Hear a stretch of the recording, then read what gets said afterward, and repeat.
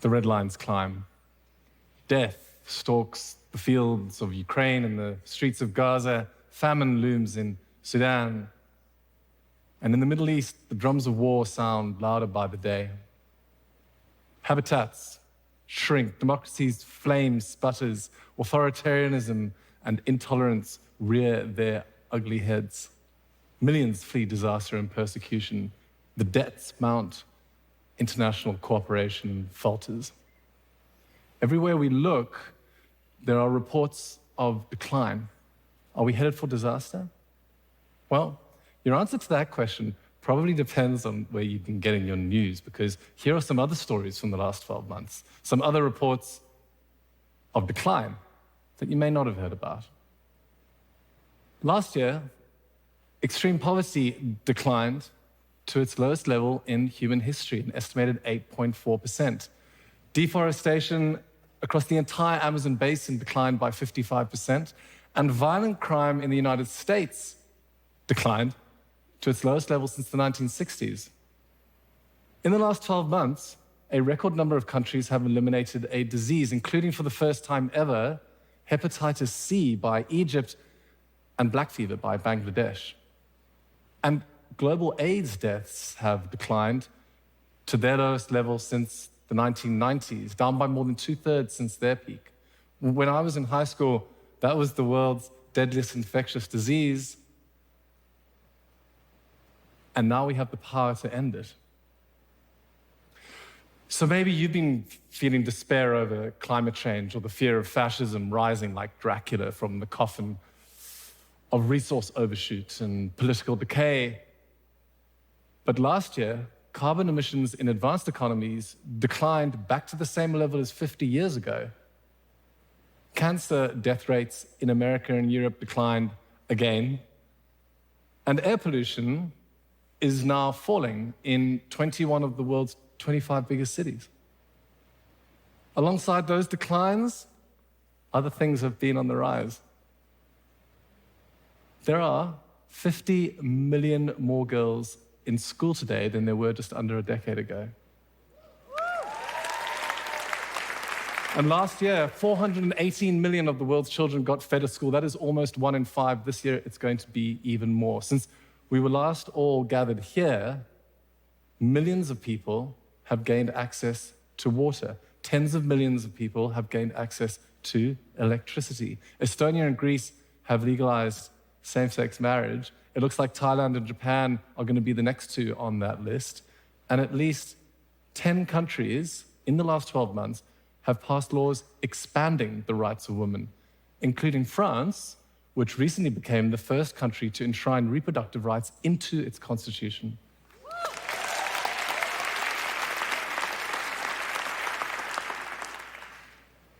In 2023, we installed so much wind and solar that it changed the trajectory of our climate future, with China's carbon emissions now predicted to start falling as early as this year. In 2024, we are going to install enough global solar manufacturing capacity to reach our net zero targets by the end of this decade. A car powered by electrons was the world's best-selling vehicle last year, and batteries are now the fastest-growing technology since human beings made aircraft in World War II. We have crossed the threshold. There is too much momentum now to stop the transition to clean energy from happening. I have two little girls, Lola and Cleo. Lola is 4 years old. Cleo turned 3 the other day. And the International Energy Agency says that based on current trends, by the time my girls are my age, the world's electricity and transportation systems are on track to be almost entirely fossil fuel-free.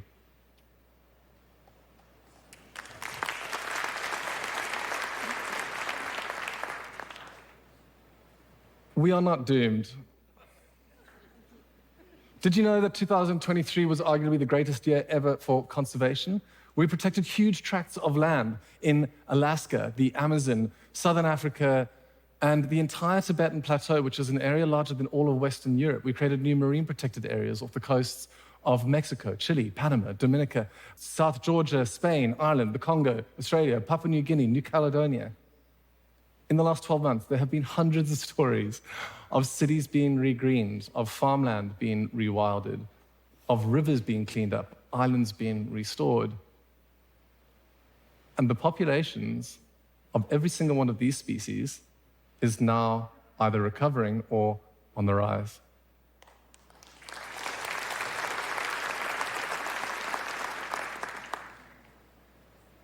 Look, I know that a lot of stuff is going wrong. You know that a lot of stuff is going wrong. This is not some weird attempt to cancel or balance out the bad news. But here's an idea. If we want more people to devote themselves to the task of making progress, then maybe we should be telling more people that it's possible to make progress. If you're halfway up the mountain, you don't just stare at the top and say, oh my gosh, it looks so steep. You look back and you remind yourselves how far we've already come. In the last 12 months, despite all of the challenges, we have climbed a little further. So don't bet against humanity. In Nevada, they're using geothermal techniques to tap into the clean energy of our planet. On the border of Belgium and France, they're using bacteria to break down plastic. In Shenzhen, they're delivering blood via drones. And in space, new satellites mean polluters no longer have anywhere to hide. We are launching 5,000-ton starships. We are making 7 billion kilometer round trips to collect stardust from asteroids. We can perform miracles, enabling paralyzed people to walk by reading their brainwaves and sending the signals to their spine. We've mapped a quarter of the entire ocean floor, and NVIDIA's new Blackwell chip has as many transistors in it as there are stars in the entire Milky Way. In the last year, we started using CRISPR, genetic editing, to treat diseases like beta thalassemia and sickle cell disease.